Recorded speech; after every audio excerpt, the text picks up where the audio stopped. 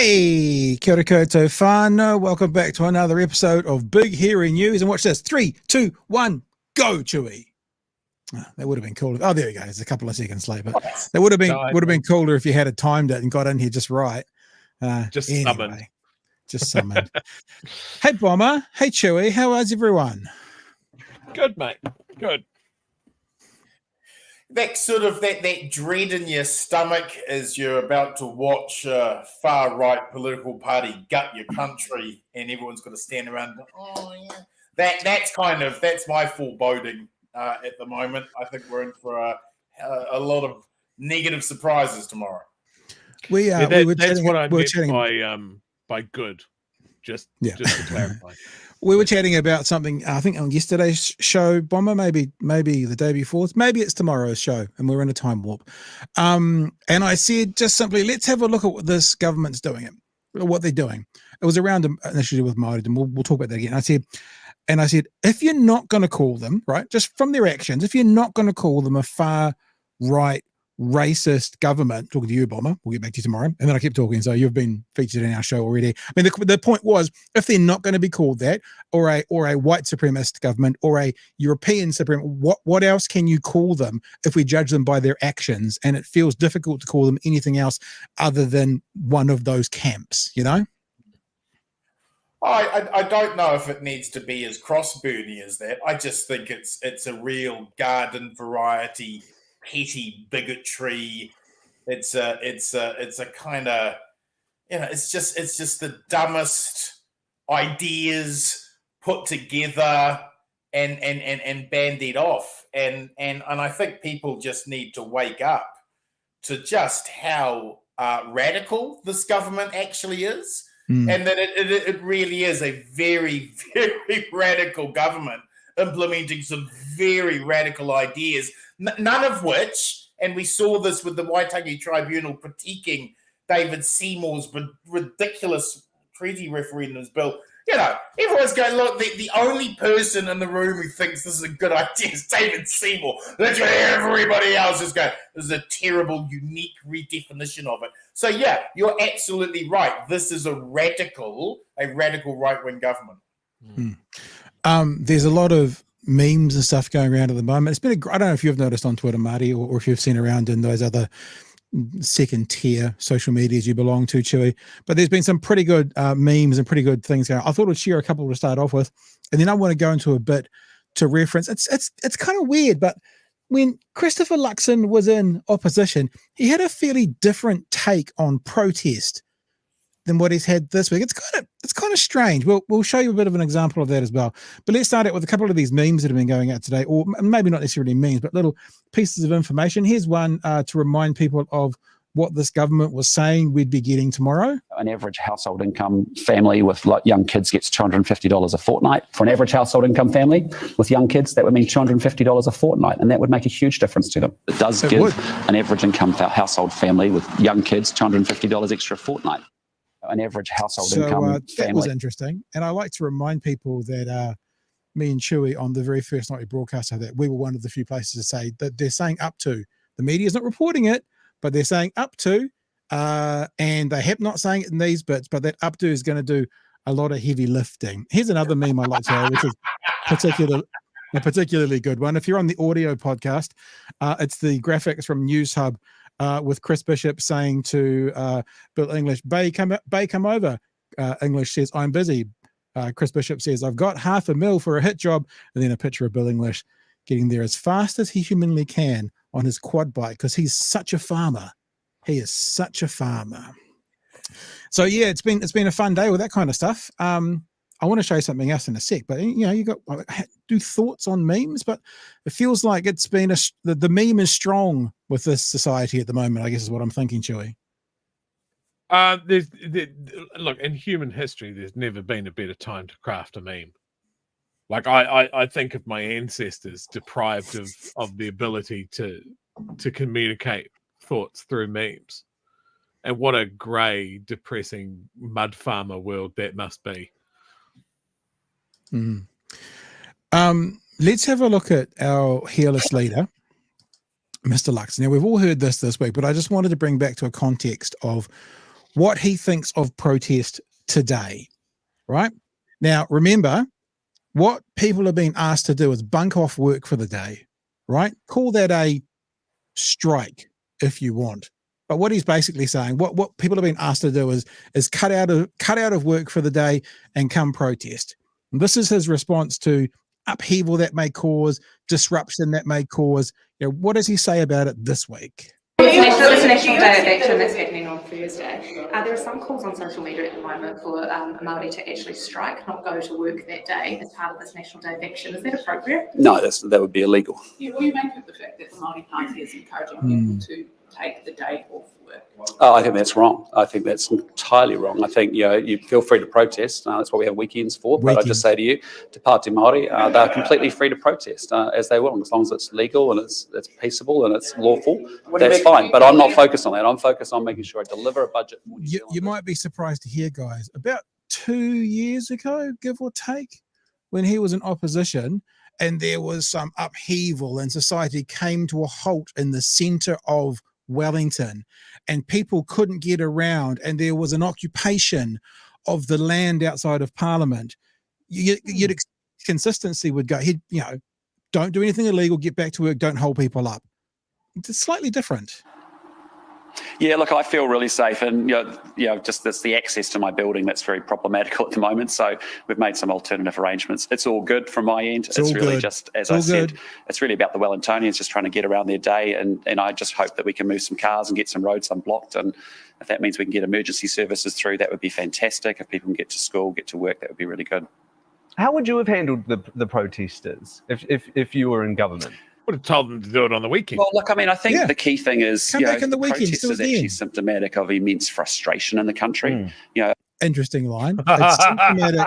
It is symptomatic of immense frustrations in the country. It's funny, It seems that there's immense frustration at the moment, but this is not to be tolerated. A lot of New Zealanders feel like they've done the right thing. They've gone off and got triple vaccinated, but they're really just struggling with the clarity of what's coming next. And so whether it's the ability of small business owners to protect their workers without rapid antigen tests, whether it's people in the tourism sector who are really struggling in terms of when will tourism come back and how do they plan and organise for that. If you think about, Maddie, all the hospitality businesses in Auckland, they're doing it really tough, as they are in Wellington and Queenstown and across the whole country. And so, they're operating in and out of restrictions, and so they haven't got their revenues in place. It's hard to get staff. There's whole frustrations with people not being able to bring workers into the country, the immigrants that we need to get some critical jobs done.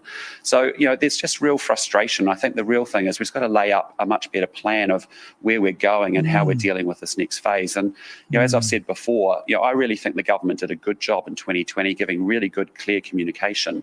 But it's been really a shambles, I'd put it, from 2021 and into this year. And I just think we need to really lay up really clearly how we manage this next phase. So the protesters have a point? Is that what you're saying? Well, and as I said, there are good people in there, and but the issues range from anti-authority through to anti-mandate. There are some good people in there. There was good people on both sides. We've heard that somewhere before, but 2 years ago, his thought about illegal protest, his thought about disruptive protest, his thought about holding up traffic, was literally, it's all good. Hard to get access to my building, but it's all good. It's all good. And it was probably okay for him because that protest was symptomatic of immense frustrations, and there were some good people in there. It's weird how you change perspective once you've got the thing that you're trying to get, which is not in power, to being in power, and people are speaking out against you and it's more harmful to you, whereas the last protest was more harmful to the then government. So it's all good. Now it's just a bit different, Bomber. Well, I mean, I think he had a similar point of view with the groundswell protests as well. Didn't have a negative word to say about them. Look, the three main jobs of the National Party are to underfund public services so that the public get angry with it and demand privatisation as a solution, stop the Labour Party from ever gaining power, and to stop unionism. And the reason why you saw that look of panic on Luxon's face and he immediately jumped to, this is illegal, it's because the idea of a Māori strike on budget day would terrify the bejesus out of this government and the entire political right. Luxon has managed to fuck up so badly with the handling of the race baiting culture war shit that ACT and New Zealand First are all in for. He has mishandled this so poorly that it has ruptured back, and it's produced a level of unity and solidarity amongst Māori to the point that they now are unionizing as a race. And I would imagine that the mandarins of National and the power brokers of National and the money men of National and the donor class of National will be looking in horror at Luxon and saying, hey, we all want our house prices to go up 10%. We didn't buy into a race war because ACT and Dave and Winston can see votes in it. And I think that this is his panic response. Well, that's illegal. That's illegal. That shows just how frightened they are at the backlash that they've created here. And the census out today showing that 20% of the population are Māori, that 1 in 3 under 25 are Māori, that 70% of the Māori population is under the age of 40. The future is younger, it's browner, and it's not as conflicted and frightened about its identity as this, sort of groaning boomer settler culture. And there's a diminishing returns here of using Māori as a political punching bag, and this government's starting to find that out. And I think having a Māori strike on budget day is the most inspired bloody protest, and it will work, and I think it will scare the bejesus out of the establishment tomorrow. Because if 1 in 5 are Māori now, and as you say, 70% under 40, think about all those workers. That's a big chunk of your workforce. Right. That is a big chunk of Nationals donors and Nationals voters, the guys and girls who work for them that may be unhappy. And then when you start to affect the bottom line, that's when pressure comes on. Exactly, because people only give a shit when they get hit in the pocket. And that's why rich people only ever give into progress, because you hit them in the pocket. Yeah. Yeah. We were also wondering yesterday, maybe you know the answer to this, Marty, if this is illegal, that means it's criminal. If it's a criminal act, what's the charge, Mr. Luxon? When the police knock on the door for this illegal activity to Wiremu from down the street, what's the actual charge he's got coming? And I know we say this all the time, probably all of us, why didn't they ask that question at some stage? But I do wish someone had pushed him on that. What do you mean illegal? What would the charge be? What's the criminal act? What would the sentence be for that illegal activity? Tough one. The answer is, of course, nothing, and it's nebulous. And his confused answer. I mean, firstly, there's a difference between illegal and unlawful. Now, Sure. It may be an unlawful strike, right? Right? You may be able to make that argument, but that's a very technical argument. I think the Prime Minister panicked. I think that, they don't...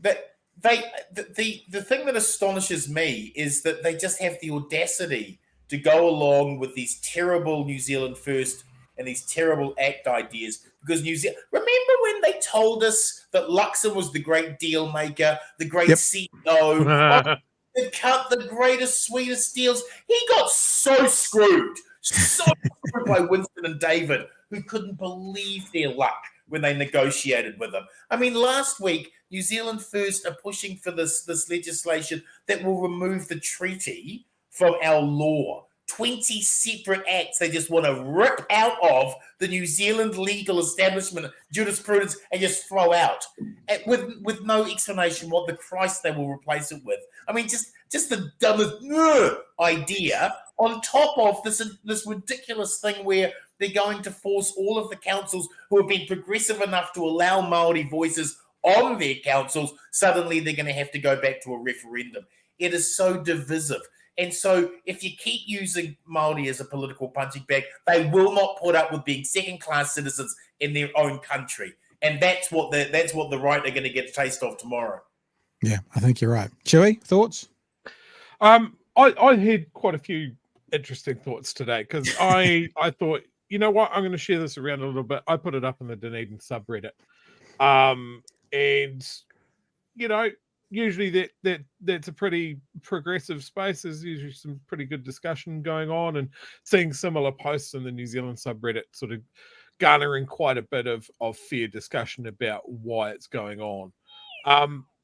What my post in the Dunedin subreddit did, just clang out of your echo chamber. There's a lot of piss ignorant, I don't understand, surface level racism going on in our community in general. You know, what was it?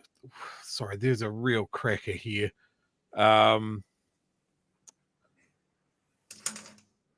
I appreciate that most of the people supporting this nonsense don't have or don't want jobs, but can you leave the rest of us out of your theatrics and let us get to work so we can earn the money to pay the taxes you need to fund your perpetual grievance industry?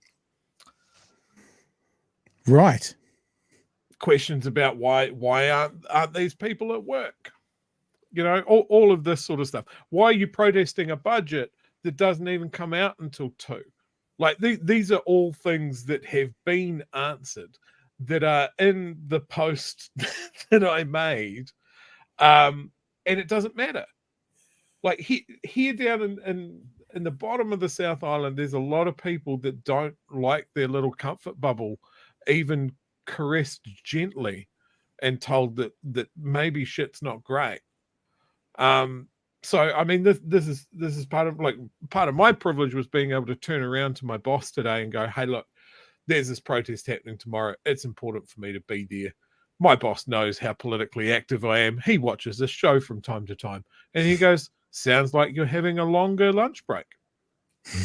There you go. Not everybody Easy. has that opportunity, but you know, that was one of the most tone deaf things I've heard out of Luxon, and that's surprising.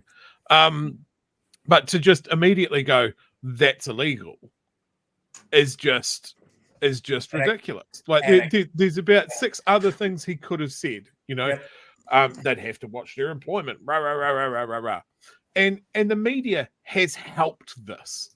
Yeah, they have played into those things. There's been tone policing over the imagery that Te Pāti Māori's used, or the crossed flintlocks and the flags and that sort of thing. There's been, you know, the implication of you know, oh, there might be trouble, there might be violence, you know, as long as they stay respectful. All of this sort of stuff that we did not get for the groundswell protest. Yeah, the groundswell guys probably literally had guns on their gun racks in the back of their utes that they used to take out the rabbits on their farm. You know, and it's just like exactly as it contrasts with him talking about previous protests and that sort of thing. I want to zero in on the fact, again, National really good at identifying the problem at completely the wrong time. It is frustration. And I think this frustration is not just Māori, and I think this is going to show in who turns up tomorrow. I don't think that this is a message that has only gone out to Māori. It's gone out to tangata tiriti as well. It's gone out to people like me, and they will show up. I firmly believe that they will show up. The targeted nature of the all the programs, all the laws, all the changes, and the first 5 months of this government have been squarely aimed at Māori. It's so stark to me, and I when I saw those replies in that Reddit post, I'm like, people going, oh, what have they done against Māori? And I just wanted to go, have you not been paying attention? I don't feel a responsibility to walk you through this if you honestly haven't seen it. You can just go out, you know, and see it, or maybe look at what people are saying tomorrow. Yeah. Hey, maybe what we do is there's a couple of minutes I want to watch from One News tonight, which is about the budget. But the reason I might throw this in now, gents, is because you're both talking about panic. And the reaction that Luxon gave of panicked when he got questioned around Māori protesting or striking or bunking off or whatever you want to call it, making a statement that they're going to support the march rather than their workplace on that day. I think you see it again in Nicola Willis in this piece. I think you see that panic that you got. And I didn't think about this beforehand, but as you're saying it, I'm like, yeah, that's exactly what happens with Nicola Willis in this report. When she gets asked about, money set aside for Māori issues, and she's like, and I think it's the same kind of reaction. Do you want to say something first, Bomber, or should we play? No, please play. All right, here we go. Spitting out 2,000 pages an hour, this printer packs quite the punch. A no-nonsense machine for the government's budget. This one isn't about the photos or the slogan on the front. It's about the substance inside. Beneath the plain Jane cover, some bold and brutal calls. Ministers. Can I ask, speaking of tone police, Chewy, the happy, smiley, woohoo, when we're going to face a pretty hard cutting, maybe not austerity, but austerity adjacent. Is this, can I tone police them going, maybe you shouldn't be quite so happy, clappy about all the bad news people are going to get tomorrow? I'd also point out the plain white cover. Yeah. I think that's the point she was making, is they're flashy looking. This is not flashy looking because it's not flashy inside. Just means that they've got no artists, no graphic designers. they can't agree on what stock image to purchase. Yeah, or play. Maybe they'll get back to Eminem from the last time they did that. All right, well, we'll keep going. Having singled out 240 previous initiatives, either reduced or cut completely. And they have all found areas to reprioritise so that we can put money where it really counts on the front line. Protesting outside Parliament today, the disability community. And they can expect to see in tomorrow's budget a significant funding uplift for disability services. With Māori urged to take strike action tomorrow to protest the government. Gonna rise up, baby, it's a revolution. This former senior public servant recalls how in 2004 she was told not to attend the foreshore and seabed hikoi. Some of us made the, I think, courageous and solid decision to support the hikoi and attend, despite the fact that our jobs may have been on the line. She drew a line in the sand then and will do it again tomorrow. Will there be targeted funding for Māori in your budget? I don't agree with that approach of separating funding into groups of Māori versus non-Māori. Well, I think so. There was the moment. And we'll do it again tomorrow. Will there be targeted funding for Māori in your budget? I don't agree with that approach of separating funding into groups of Māori versus non-Māori. What do you think, gents? Is there panic there? Just the shuffling and the or am I being a bit harsh?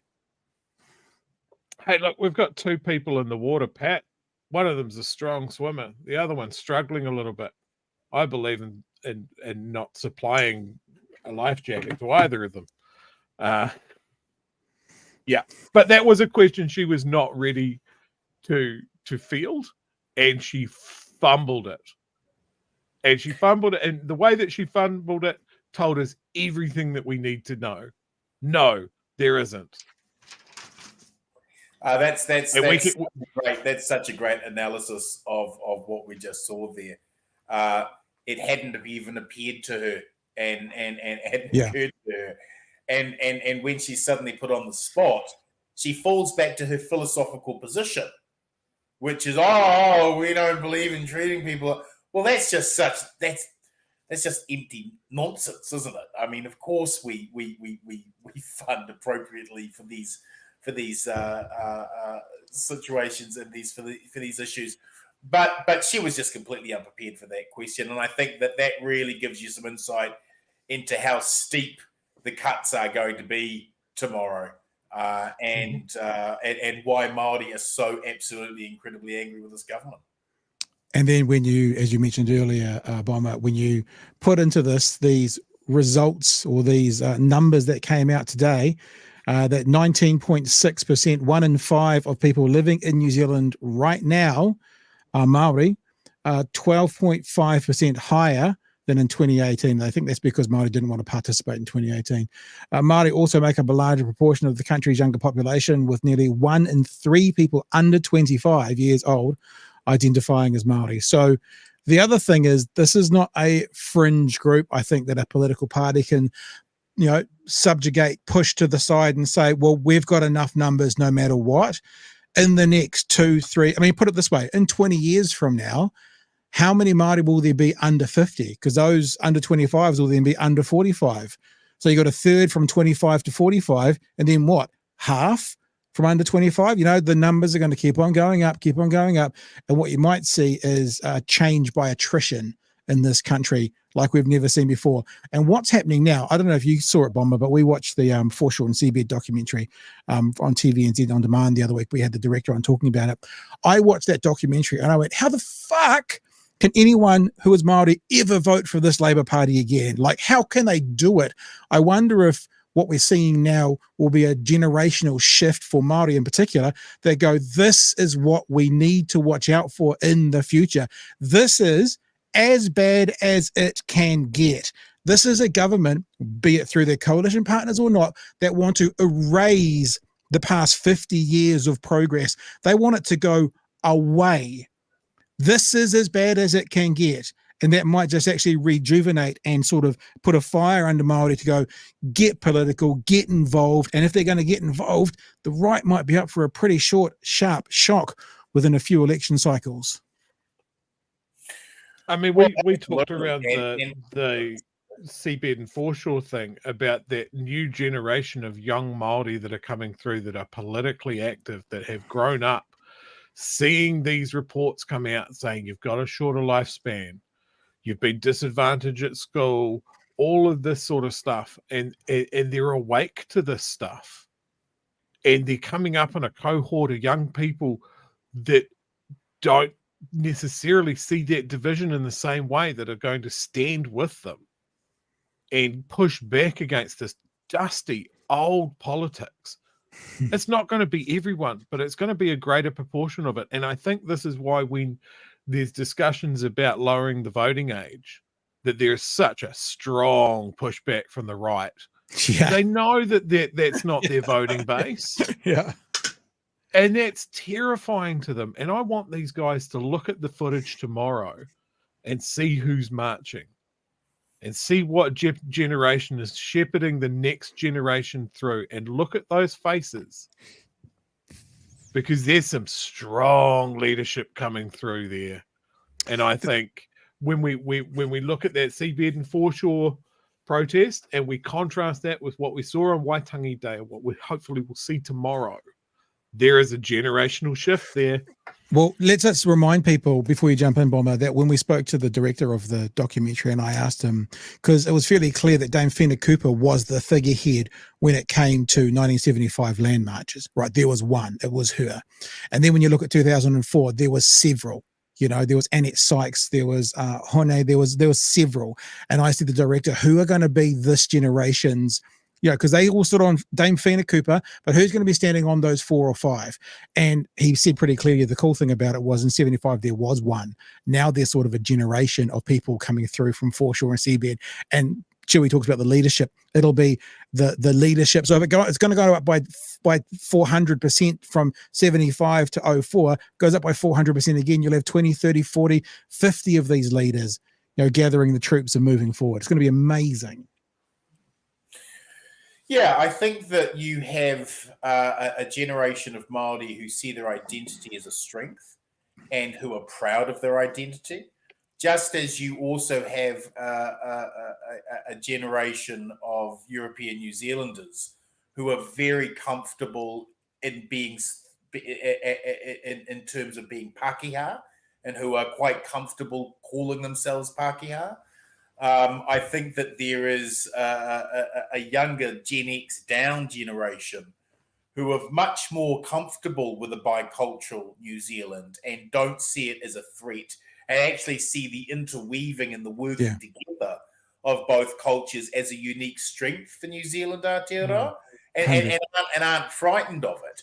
If you look at a lot of the resentment from the right, it's a petty sort of, you know, garden variety bigotry and racism added alongside very large corporate interests who want Māori out of the way so that they're able to exploit natural resources without having to negotiate with Māori. I mean, you look at these fast track powers, and what we're really seeing here is an attempt to bypass the requirements of the necessity to talk to Māori, because Māori are not actually open to having a lot of their land turned into mines. They're not into that at all. And so by de-establishing legislation, by putting the mandates aside, saying the state has to work alongside Māori, by removing that, this is for corporate interests, and so you've got very large money mixed with a real, petty bigotry. And that's what's generating a lot of this resentment. But the new generation and the next generations coming through don't have that fear about their cultural identity and see it as quite natural and rejoice in the biculturalism, see it as a real strength. And the future is on our side. These people are dying off. There are more settler boomer who are on the way out than coming back through. So the future is ours. This is a last gasp of a movement that suddenly realised the demographics are against it, and they're doing everything they can to mutilate whatever obligations the state has to the treaty. Yeah, I kind of smile when you say this is the last gasp. You think about it as in a battle situation. You give it your last hurrah. You go hard nuts. You give it one more crack and you throw everything at it. Put that analogy to this government right now. It feels pretty accurate. This has got maybe 45 seconds to go. We want to hear from Marama as well. So we'll get to the end of this article.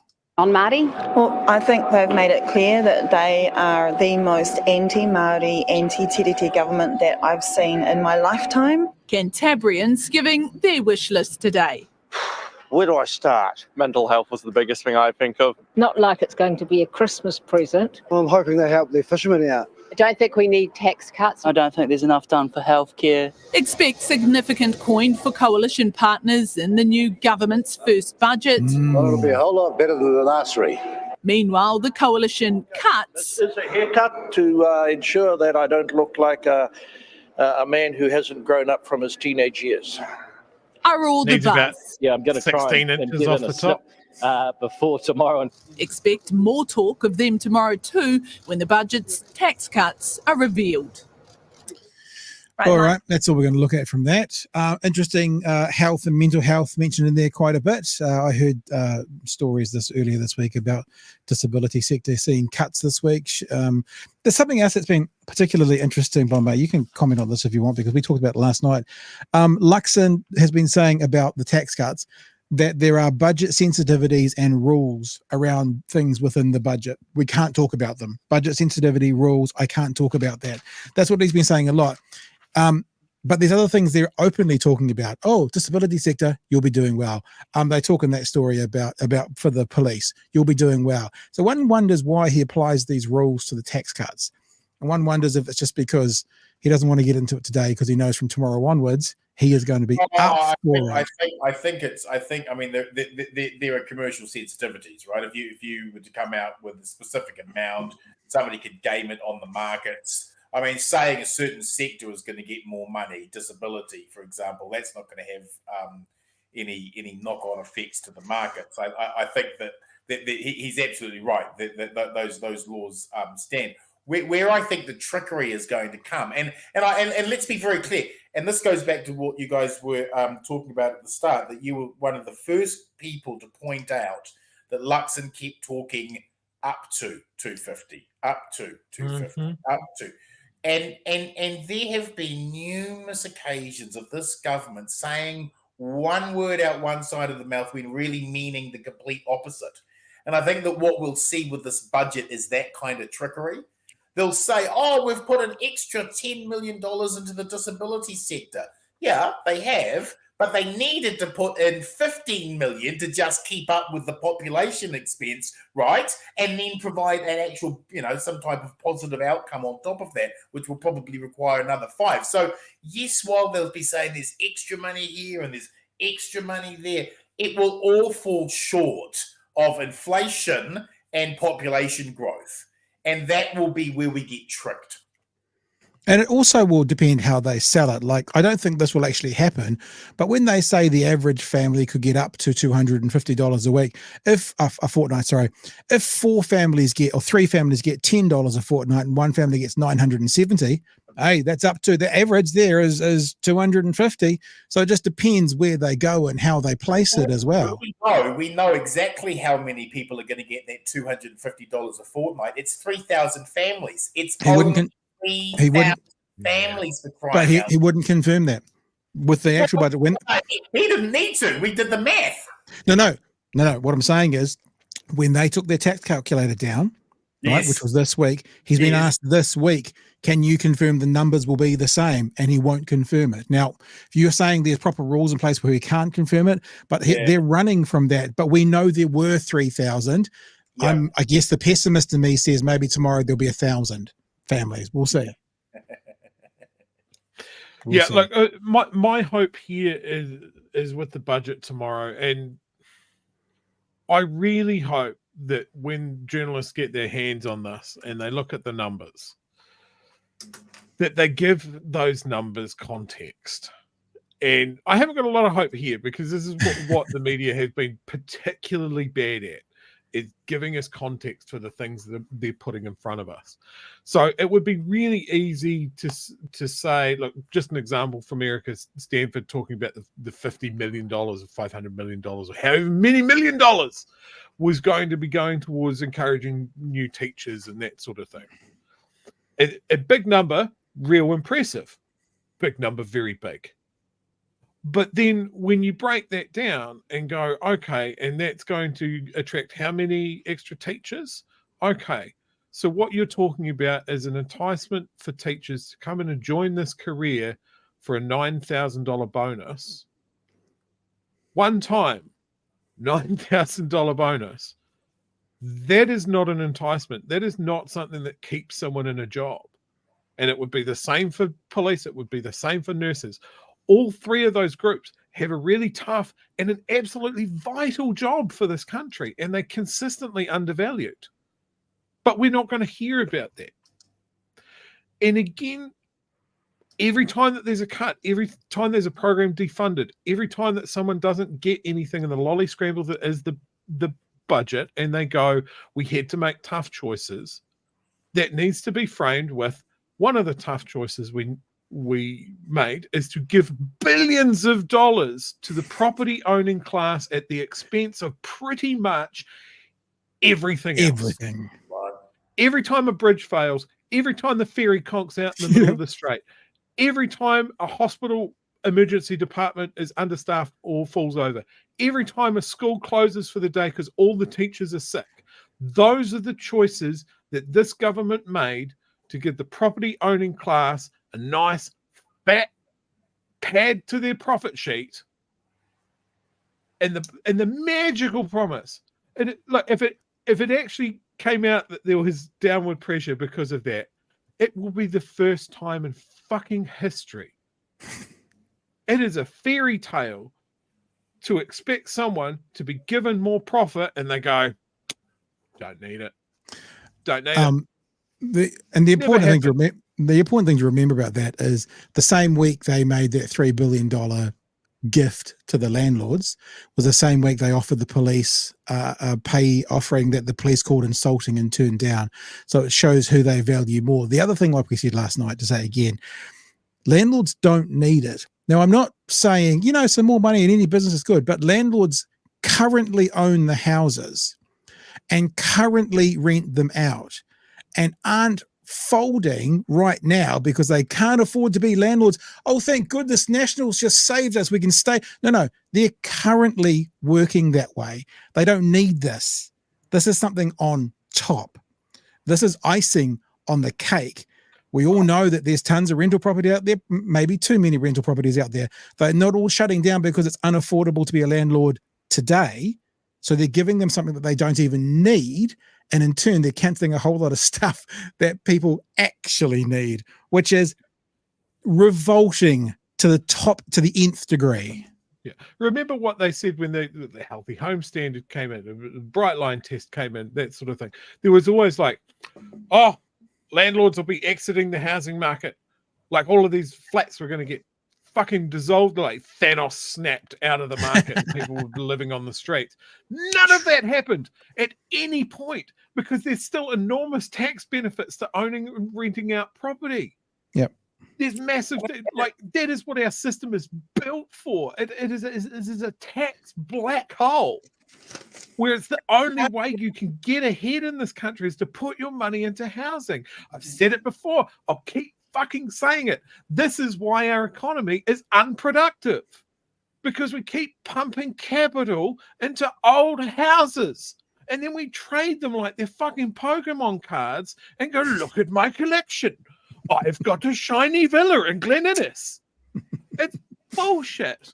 Nobody's pouring money into innovation. Nobody's pouring money into business. It's just not happening. And it's more attractive now. And they've made it more attractive. These guys, the party of business and of numbers, and we're the only one that understands economics, somehow have this massive blind spot where they can't fucking work this out. They're like, oh, what can we do about the economy? Well, we could dog walk it into destruction. How about that? We haven't tried that for 20 years. This is like, it's just foolish. And it's just, how many times do I have to solve this for people? Just give me the keys. I'll fix it.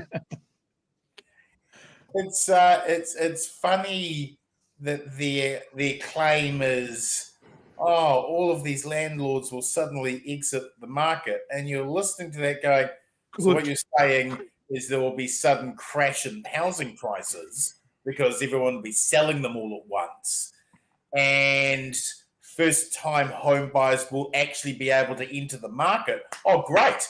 Please, hurry up and sell off all at once now. Come on, you promised you would. Sell them all up so that we crash the market and people can actually get into housing. That would be great. Thanks, if you could do that. But they never do. Because it's a weird thing, right? I'm a homeowner. Very briefly, I had two and I rented one out. There's that very attractive thing when you look up the value of your house and you watch it go up. And it's like, oh, I'm making money. It doesn't matter until you sell it. I'm in the house that I'm in. I'm not selling it. So it's all theoretical. But people get such confidence in seeing their house value go up. And then they lose. A credit card go, oh, we noticed your house. It's another $20,000. And you like a mug go, yeah, another $20,000. And then, of course, the prices get back. And the bank calls again, we'd like our 20 grand back now. Right. And you go, ah. They'd like their 20 grand back plus another 4 grand on top for the interest. Yeah, don't forget the interest. Before we keep going, and we could go all night, let's get to some of these lovely people who are sending in super chats and stuff, and chats in general. And we've got a bit of a bone to pick with you, Marty, because I don't actually know. I think we spoke to Frosty, and I think we stole him off you rather than you stealing him off us. We saw all these names popping up on your show. We keep an eye on what's going on, and these names that are in both shows. We're keeping a list. We know what's happening. The unfaithful. Frosty with a $5 super chat. Thank you, sir. Unrelated, but created the late night live audience. We're feeding them earlier in the day. You guys created them. This is totally your audience. But they just want to go somewhere else before the same deal. Go on. But you are the number one podcast in New Zealand that's not funded by New Zealand On Air or something. I hear that. So can we be number two? We're allowed to be number two if you're number one? You must be at least 3. Okay, cool.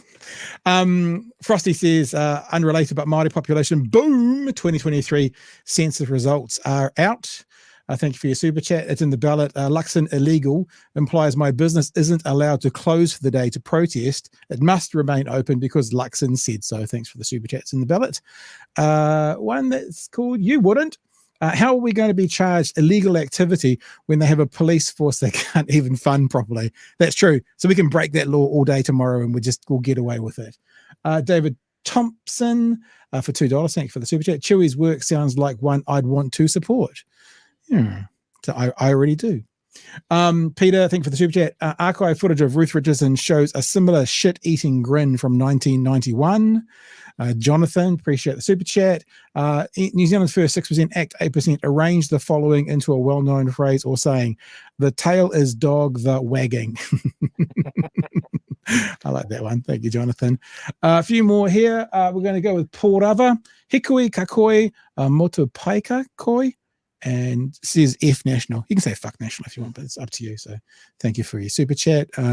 JC and the Pigeon Cats, thank you for your super chat. Royalty paid in advance to wear bottom feeder gear to protest tomorrow. There you go. I've already seen a few text messages from people saying, identify yourself with your shirt tomorrow. I'm like, yeah, cool. Excellent. That would be great. Get a few photos, send them in. 0 fails in the set of numbers included in up to 250. 0 falls, sorry. That's from Citizen Gold. 0 falls into the set of numbers included in the up to 250 from Gold for a super chat. Thank you very much for that. Mr. Arvids, appreciate that. It's very generous. $20 super chat. I don't care about disability. What helps disabled people is what helps everyone. Lower cost of living. They tied benefits to inflation. Not sure it affects supported living payment, but disabled people are also on Job Seeker. Mr. Arvids for a $20 super chat. Thank you very much. That's very generous of you. R. Dean says, I late protest. Māori bad. Groundswell good. I like the summed up the whole show. Phonetical kind of conversation we So have going good. on there as well. And Nick just always wants to let us know he's late, so he pays a late fee. So Nick comes on most nights and pays a late fee because that's something he implements on himself. Bomber. Right. There's other chats as well, but we'll just get through the super chats because we do genuinely appreciate you guys doing that. Where to now, lads? Do you want to do another story or we've got more to say? I've got the conversation about the protest with Christopher Hipkins this morning. We could go there. Or we could also go to, we also want to have a conversation with you about your show. So should we do Bomber's? Let's do Bomber's show now, eh? Let's do Bomber's show now. Because that's more fun. That makes sense. I'm going to play you a clip of your own show, Bomber. Yeah, because that's how we roll. Here's this really cool show. We try and emulate ourselves like this because this is the #1 political podcast in best country in the world or something. I don't know what the build up to it is. But having a chat with Mr. Hooton yesterday, and we talk about the debt that John Key incurred, that he decided to put it up by about 50 billion. People talk about Jacinda, right? And they talk about Jacinda Ardern's government ruining this country with debt. Well, under her government, our debt grew by 25 billion, right? From about 75 billion to about 100 billion. Under John Key, it grew by 50 billion. And no one ever says that. And we don't know why. I mean, yes, with the earthquake, that's a part of it, but not 50 billion. We had a pandemic and keeping people alive and keeping businesses open. They're the result for what that was. Matthew Hooton yesterday started talking about this, and I just think because he is, fair to say, a conservative commentator, how would you place him in the world of politics, Bomber? Nihilist. Okay. And he kind of spells it out, and he spells out what Cullen did, and etc. And I think it's worth us listening to someone else talking about it and having to say what they've got to say. So she'll get away with it all right. Sadly, of course, she'll be borrowing. Sorry, this is talking about borrowing for the tax cuts. I left that part out. Borrowing for the tax cuts. About $15 billion more in cash terms, in terms of issuing bonds, than Grant Robertson was going to over the next 3 or 4 years. So you got that, borrowing more than Grant Robertson. You got that? That's the first thing to hear from Matthew Hooton. She probably spend as much as Grant Robertson or more. More, definitely. More, certainly as a percentage of GDP. And she'll add to the borrow. Just sorry, we've got to do this each time, Bomber. We see you, Rajan. We know you're watching. Hey. We see you. Now you're allowed to go and see Bomber. He can be stepdaddy, but you always have to come home. We see you. I'm just making people clear. I mean, she was mentored by Bill English. I think this is important to remember. Bill English took over from Michael Cullen. I didn't know that. Michael Cullen had paid off the debt after Birch and so forth, and we got to zero debt. Having been fun. This lefty loony kind of guy has got us to zero debt. What? I love this. That this is pointed out, right? He paid down all of the debt after National. Remember, Labor terrible at the economy.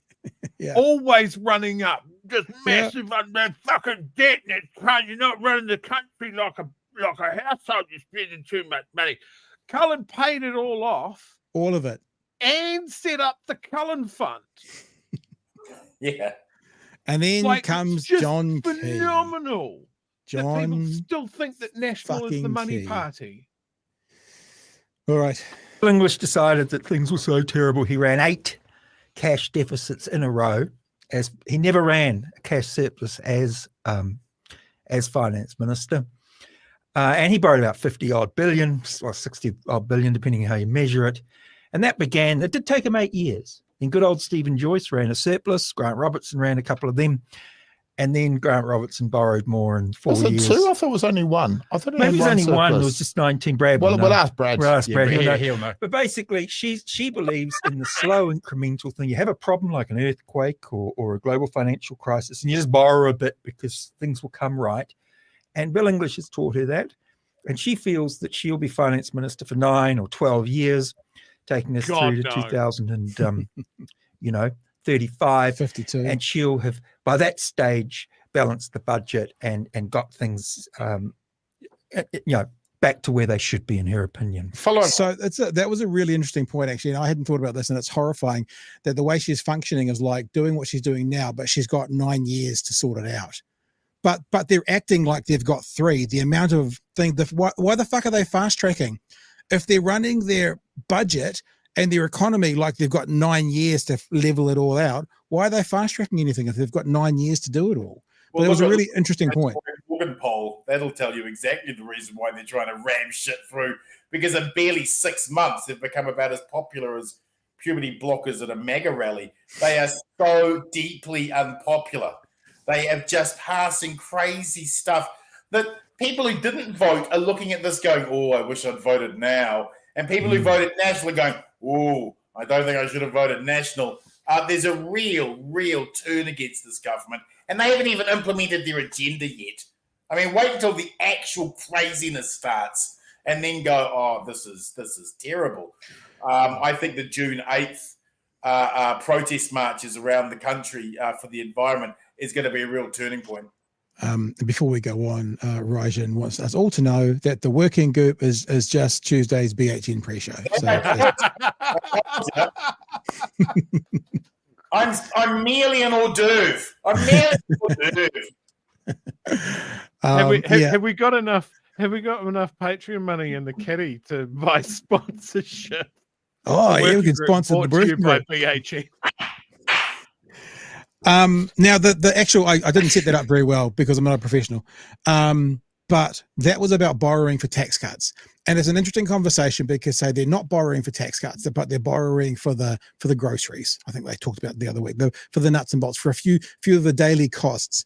And no one seems to be saying to them, so hang on, so you're not borrowing for tax cuts. So that's coming from the kitty. Got it. But you are borrowing from day-to-day things, which are also coming from the kitty. So if you weren't doing the tax cuts out of the kitty, there'd be money in there not to have to borrow for the daily groceries from the kitty. Is that right? Because that's how it seems pretty clear to me. It's coming from the pool of money that we pay, and they're taking some out as tax cuts, and because there's not enough left to pay for the day-to-day groceries, they're having to borrow for that. So if they're uncomfortable for us to say they're borrowing for tax cuts, then I think it's pretty fair to say they're borrowing to enable tax cuts. I think that's a pretty fair thing to say. I mean, I think they're borrowing for tax cuts, but if they want to accept that, they're borrowing for the little things to enable the ability to give tax cuts. I think the semantics bullshit is going to be seen through about 30 seconds after they get out of the lockup. If they really have borrowed for tax cuts, against the advice of the IMF, against the advice of the OECD, then we actually do risk a credit downgrade.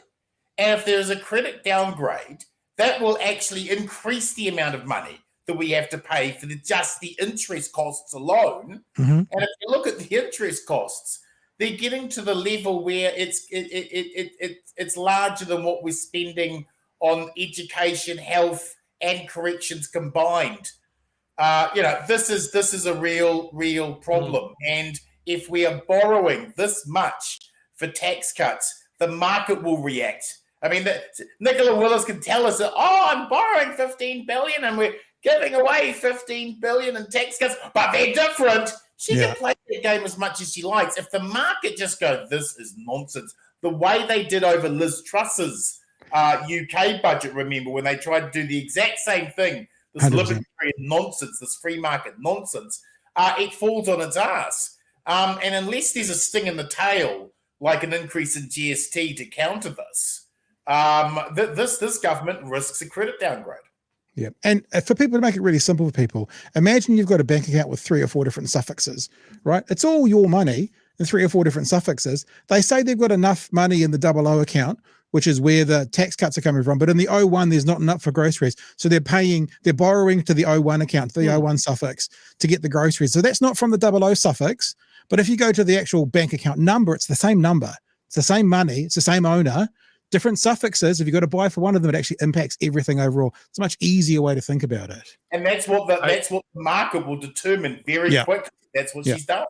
Yep. Chippy? What you're describing there is that this is a girl math budget. Can we say that? I don't think we can say that.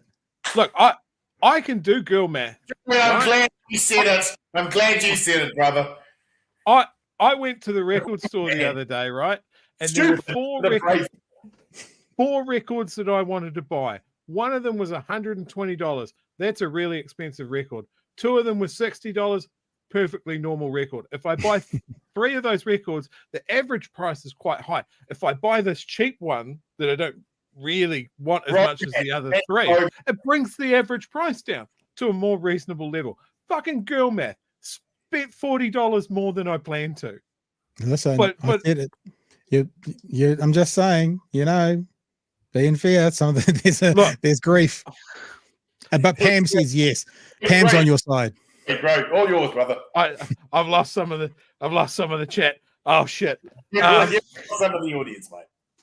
Okay. Well, we were struggling to come up like because Nicola is Ruth Richardson 2.0, and I can't come up with a better name than Ruthanasia.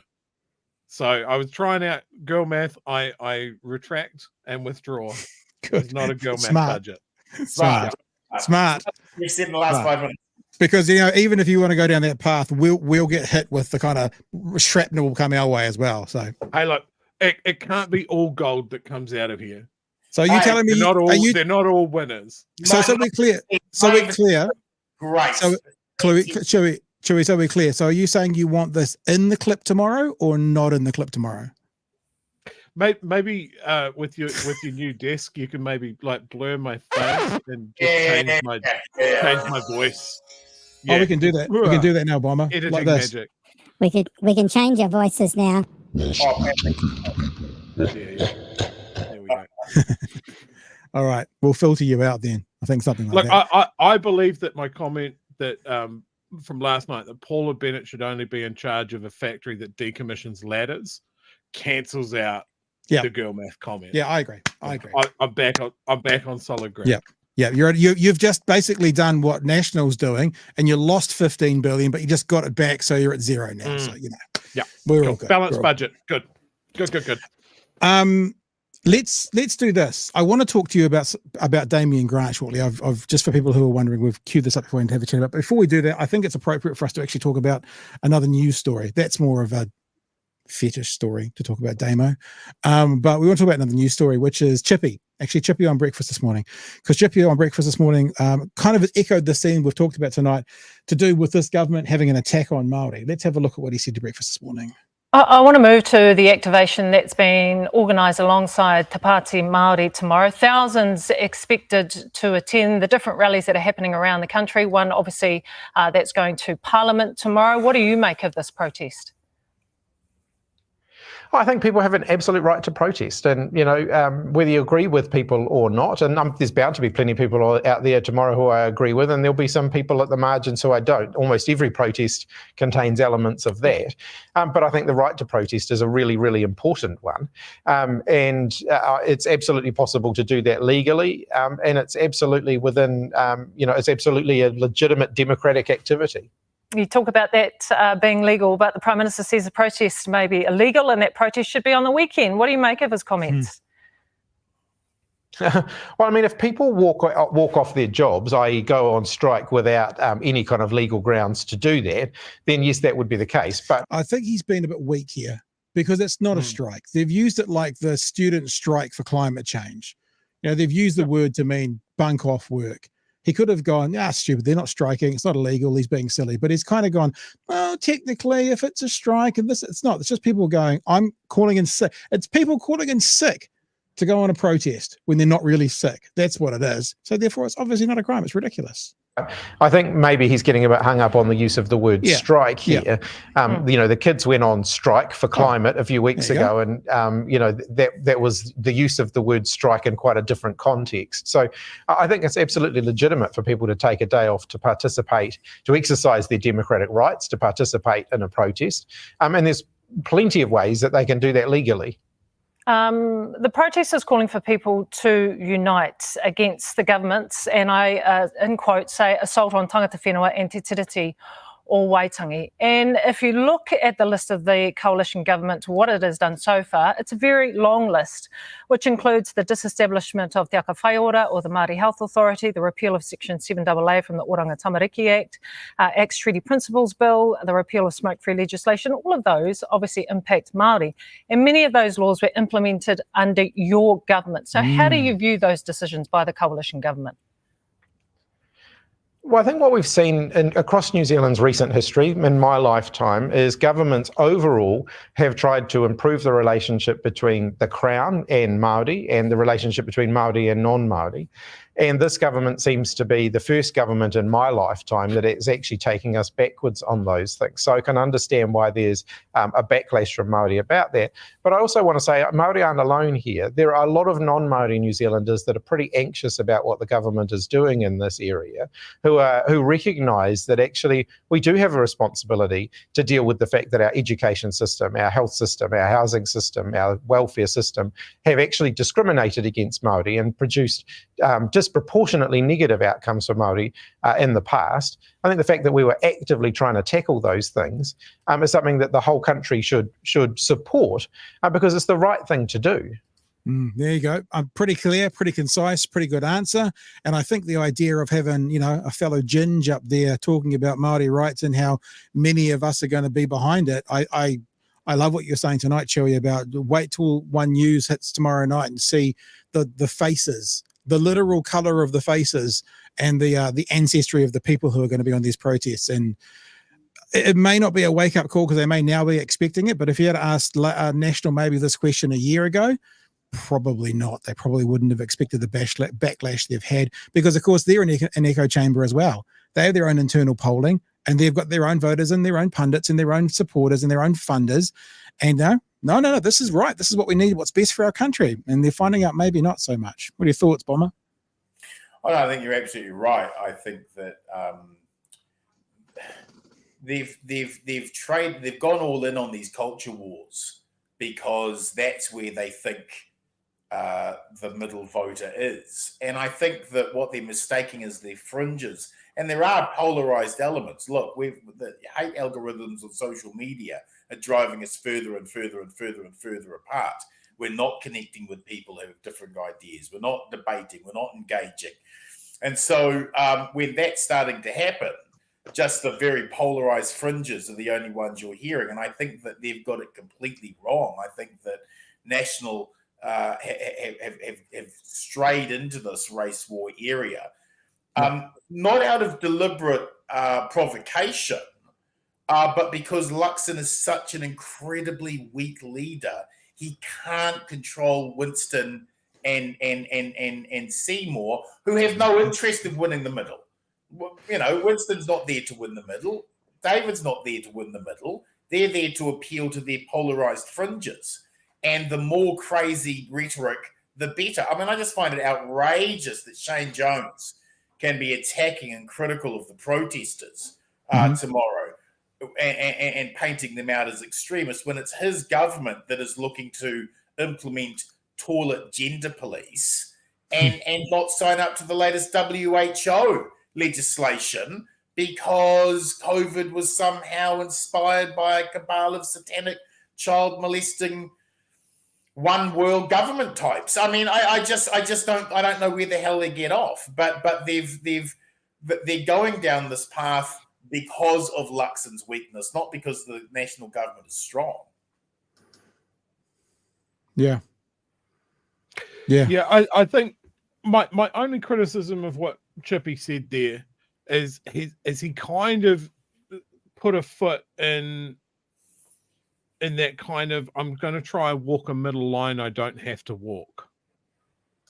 when he started talking about whether it was illegal or not. That line because he wants to win over those national voters who voted Labour in 2020 but voted National in 2023. That's his job. He's got to bring them over.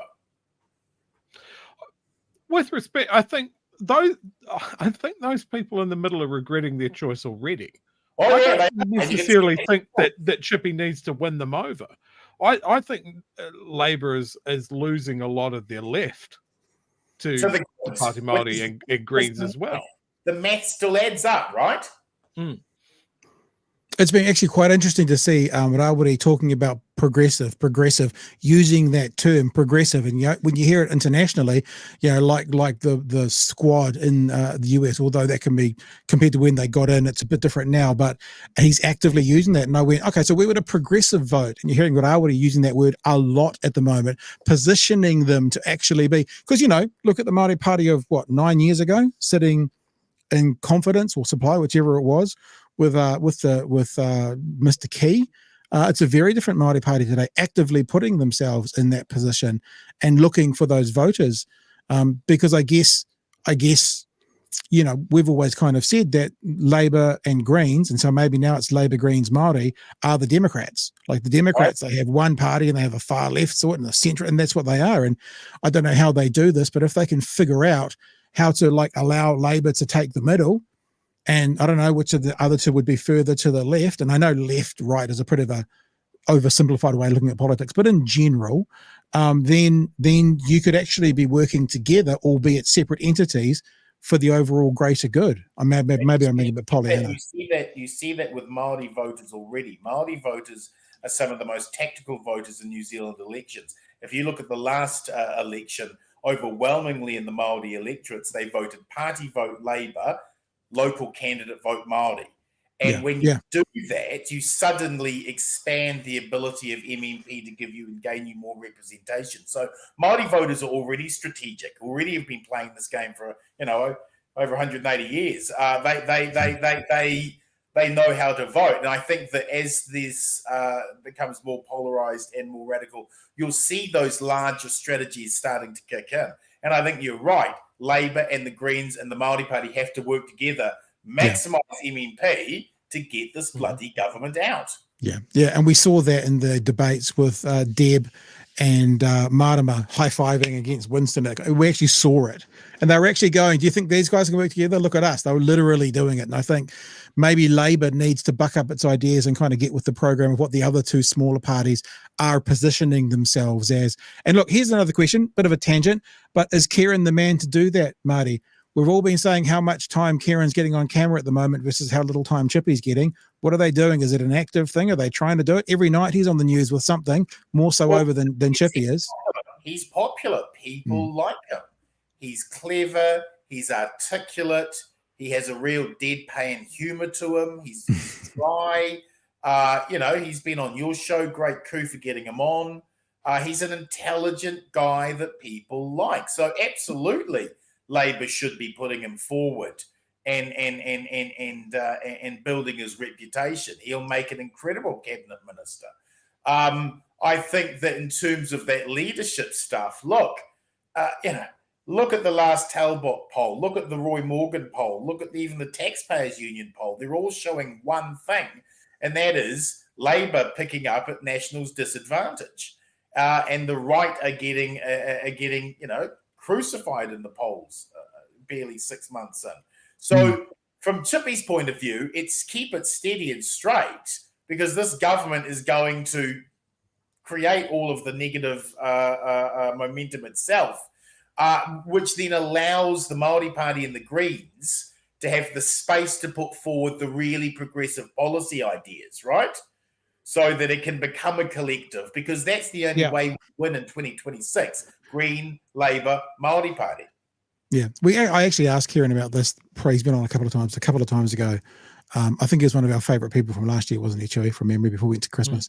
And he said, well, you can't kind of really ask someone else not to set themselves up in a particular area of politics, meaning we can't kind of say, how about Greens, you have this area. But, maybe it's less obvious than that, but they figure out a way. We are going to move on, but before we do, Mike's just got a nightly reminder. Thank you for the super chat. That David Seymour is the worst human. It's a nightly reminder that just comes in, Bomber. We just keep getting reminded of that. Were you aware of that, Bomber? No, That he's I'm the not worst sure. human? Does that happen on your show? I've heard that David Seymour was the worst human. Yeah, I get daily reminders. Oh, okay. So it's getting around. What a Oh, thing. yeah. Yeah, getting around. Yeah. Not a secret. This might be a bit of a harsh segue, but speaking of worst human beings, let's have a chat about Damien Grant, eh? He's a mate of yours and stuff, and I'm treating gently. I know we can all have different friends in different areas, but we get asked about this in the chat a lot, Bomber. And just for people to know, because I'm polite, I wanted to check it was okay to talk about it, and Bomber said, yep, we can talk about this. Yeah, specifically David Farrier, and I'll bring it up, put out a tweet which we showed yesterday that says, fuck stuff for employing this garbage human being. Now, I'm not about cancelling people or cancel culture, but it'll be interesting to get your take on this. Damien put out a tweet, I guess it was yesterday or the day before. Apparently 33,000 people have died in the Gaza war, about 135 a day. An IDF mistake kills 40 civilians. It's a massive outrage, but if we believe the media, this level of death happens 3 times a day. Perhaps the 33,000 figure is a lie. And since that, I've noticed that he now is no longer on Twitter. I wonder why. Damien has exited Twitter. Again, I'm not going to pass comment. Some people are celebrating that. Good thing, bad thing, I don't know. But we often get asked about, having Damien on the show. Oh, sorry, I forgot the introduction. Chewy, do you want the introduction? I'm talking about that guy. This is what we do. Sorry, Bomber. That guy, Damien Grant. What is he known for? Once, twice, a convicted fraudster. That's the guy. Okay, did so well. We went back for another go. Yeah, I just want to throw you the ball, Bomber. I'm not suggesting you have to go anywhere you don't want to go, but people always ask us, and when we read those things out, they've watched you, and so what are your thoughts, if any? My thoughts are that this sort of constant game by Israeli apologists and those who want to justify Israel's terrible ethnic cleansing war crime. Genocide? I think that this game of constantly minimizing, I think he's 1 billion% wrong. I just think he's absolutely wrong about this. And he and I argue off air all the time, like a cat and dog. The numbers I think that we should be skeptical of that 33,000, because I think it's higher than that. I think it's closer to 35,000 at the moment. But the only reason we should be skeptical of them is because they don't include the 10,000 dead who are buried in the rubble, who they haven't pulled out of the rubble yet. Officially missing. Actually, yeah, the officially, because they can't. Because Israeli snipers keep shooting them when they try to, so they haven't been able to dig those 10,000. Those are just the bodies they've got. So there's a further 10,000 lives that could be added to that casualty list. So we're now talking of close to 50,000 dead.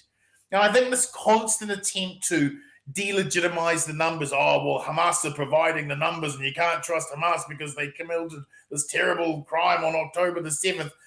Most international AIDS groups, most international observers take those Hamas numbers at face value. They are connected to hospitals. They have an enormous amount of mana and organizations that actually have a certain level of respect internationally. So I don't for 1 second think that those numbers are undercooked. Overcooked. I think they're undercooked, if anything, especially when you take in the 10,000. So he's absolutely wrong. He's just wrong about that. And I think that this constant attempt to try and minimize the number, I just think it's as pathetic as the constant debate over the semantics of the word genocide. As if ethnic cleansing war crime is a better option, right? Oh, it's not genocide, but it is an ethnic cleansing war crime. Well, yes, it is either. I think that the Israelis and Israeli apologists and Israeli defenders had believed and had become so accustomed to a superiority given to them by the military aid that America dumps on them, billions of dollars a year. They thought that they had such high-tech protections that they felt the occupation, brutal as it was giving them a false peace, and all of that shattered. And it's sad watching someone who I have a lot of respect for just so absolutely wrong on this issue. But we also live in a liberal progressive democracy, and he's allowed to be wrong. It's okay. He's wrong. I think he's wrong. I argue with him that he's wrong. I have that debate with him all the time. But he's allowed to be wrong in a liberal progressive democracy. And people can not like him, people can not want to follow him. But I just think that I think it's all semantics. I think that it doesn't do a goddamn thing in terms of being able to pull back on the carnage. And I really think that the pressure and focus needs to be going on our government to demand that we expel the Israeli ambassador if Netanyahu invades Rafah beyond what he's done right now. I think our red line has to be a hell of a lot more ethical than America's red line. Yeah. My morning started the other day opening up Instagram of all things and seeing footage of a father lifting up the headless corpse of his baby. And then I saw Damien Grant questioning the numbers and repeating the IDF lie that it's a mistake that they slung several 2,000-pound bombs into a tent refugee camp where they told people they would be safe, and it's a mistake. I think if I was in your position, Bomber, I'd be holding back from jumping over the fucking desk to get him at him after that. Are we going to see that on the working group? It's like we're past words now. It's just bare knuckle boxing tonight. Sorry, guys, it's pay-per-view. Anything can happen, but I think it's really important that we have friendships outside our direct bubbles, and I think that we have to work at those friendships harder, because you're right. There are times I'm just going, Damien, I cannot disagree with you anymore. But he'll disagree with me on things. Okay. And we've always tried to find a way to keep a friendship there, because I think that's important. And while I disagree vehemently with his position on Israel, and I think he's hopelessly compromised, as many apologists and as many defenders of Israel are hopelessly compromised, because they had become lulled into a false sense of belief and security that the brutal occupation of the Palestinian people was going to be tolerated, and there wasn't ever going to be a feedback or a blowback or a backlash to it. And I think that reality, they're having to come to terms with the fact that their occupation has been quite awful and quite terrible. And I just think the disproportionate use of force at this point is one of the great moral horrors of our time. And I think that we've got to lean on our government harder to make a clear call about what we as New Zealanders stand for. Hey, just one more question about the Damien thing, and then we can wrap up. Do you think, because us radio guys, we go into the logistics of things, do you think that your operating as the host of the show hinders you a little bit in pushing back there and then? Because it sounds like you push back. When I'm watching, I see Damien, like I can think of one where he basically started the show by calling John Minto an anti-Semite and chastising you for platforming him. So he actually took a really aggressive stance at you, and you were like, "Oh, we can get into this if you like." And just because the host has to move the show on, do you think that there's a part of you which is almost hindered from giving him what you might give him off air because you have to control the flow of the show as well? Oh, look, I mean, you guys know better than most in New Zealand, because you do so much live broadcasting, that when it's in the moment. I mean, look, he and I have had fights on air about things in the past, and our tones of voices change, and it becomes like everyone's a bit like, "Oh shit, you guys are having a fight. You're actually having a fight, aren't you?" So you don't want to make it uncomfortable for the audience, because they're tuning in. They're going, "Are they going to beat each other up now? What's going?" It's like the parents of two divorced parents are yelling at each other. I don't think we want to do that. and we work not to allow it to get to that point. But we're both pretty passionate, and I'm sure there'll be one episode where we just go off against each other. And keep tuning in for that, because we will sooner or later. That'll be highly rated. I don't want to put you in that position, Bomber. So, look, at some point in the future, date to be determined, I'll just come out of the back with a steel chair, just off the top row. BHN sends its regards. And the entire studio goes dark, and then it comes back, and you're like in a full Sting makeup. Hey guys, it's time. It's time for us. It is time for us to wrap. But either of you want to leave with anything? Because unlike we never fight that. We had like the mildest of disagreement last Thursday, and the chat started worrying about the two BHN daddies disagreeing with something. It was like we kissed and made up afterwards. Literally, it was fantastic. Anything you guys want to wrap up with before we head off? Because I think we're done for the night. I think we've done everything. I'd just like to end by saying how much I love you guys and how much I love BHN. One of the really interesting things out of the Roy Morgan poll was that 60% of men support this right-wing government. Only 35% of men support the left. I think it's brothers like you going out, talking to other guys, showing men that there's actually another way of being without needing to be a right-wing asshole. And at a time when our media is just being gutted and journalism being turned inside out, you guys have become one of the most important sources of information in journalism and ongoing debate about the important things, while also reaching out to other men and saying, hey, look, you don't have to be a National Party loving, ACT Party loving, New Zealand first loving dickhead. You can come across. There's plenty of room here. So I just want to give a shout out to BHN. And while I'm giving that shout out, remind you that you were going to send me one of those blue buffer hoodies, but it never turned up. So I'm pretty sure I sent that, but we can If I had it, I'd be wearing it. If I had it, I'd be wearing it. We'll get you another one. I'm pretty sure I did, but I'll check my things. Might have got lost in the post, which is so someone's blessed to have it somewhere else. And I was about to say, Chewy, that if we have more females than males tuning into what we're doing because of those stats, you might want to retract again that message you put out before about maths. Just putting it out there. Just saying. Look, I got school 3 times now. Actually, it's interesting you would say that, because if you look at our numbers, and the only place we can really track the demographic is probably on Facebook and on YouTube, we're about 75% male viewing. So that's what this show is. Yeah. Just as far as my comments earlier tonight, if we had that whole, you remember the political debates, we had the little worm? Fuck, I wish we had the worm. That'd be Jesus. I got schooled there. I want to leave on a couple of things. I just saw this pop up in our Discord, and I think this is it was surprising for me knowing what I know about the Gaza situation, but sometimes again you need context. There we go. Gaza and the West Bank.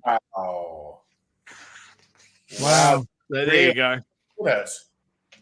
So it's not as not much even as we Wellington. joke about Levin needs a carpet bombing every now and then, it really does put that into perspective. That they told the people of Palmerston North to walk to Levin, and when they got there, they bombed them. Wow. Nobody deserves that. No. But yeah, that's the sort of land area that we're talking about. One of the densest populated places on Earth. Yeah. And I saw also today some comparison of satellite imagery of the lights of Gaza at night last year, or this time last year, compared to now, where there's no lights. It is a genocide. It is ethnic cleansing. Those two things are the same thing. They have wiped out Gaza's future generations of doctors, teachers. They have destroyed every single hospital. They have burned and bombed to the ground universities. They have murdered an entire generation of people. You can't. It's out in the open. if you the saying I have is like, what would you have done during the Holocaust? And the answer is it's exactly what you were doing now. Mm. You know, and as for tomorrow, for the activation, for everyone in the chat here, we've spoken several times. When we go through stuff that is horrible, everything is horrible all of the time. It's a constant stream of what the fuck do I do? Tomorrow is your chance to move the needle and actually do something. It was one of the things that Chloe told us at the end of last year, that the best thing that you can do is something that is in your ability, your immediate area to change.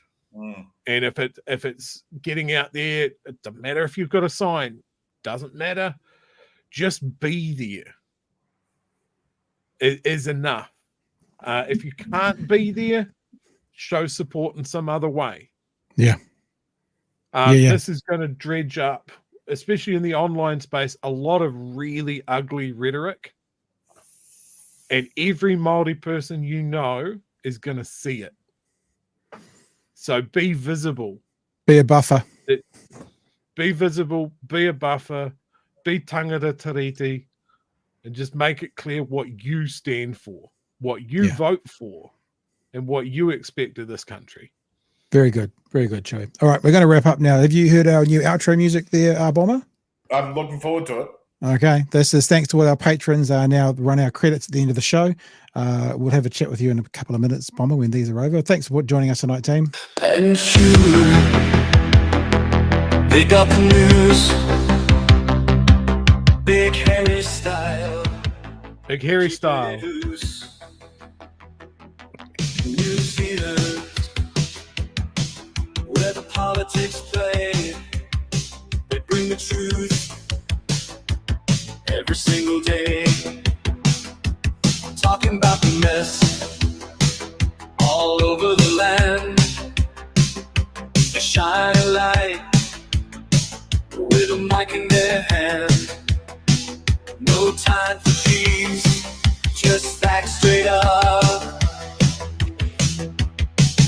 And you never back it up.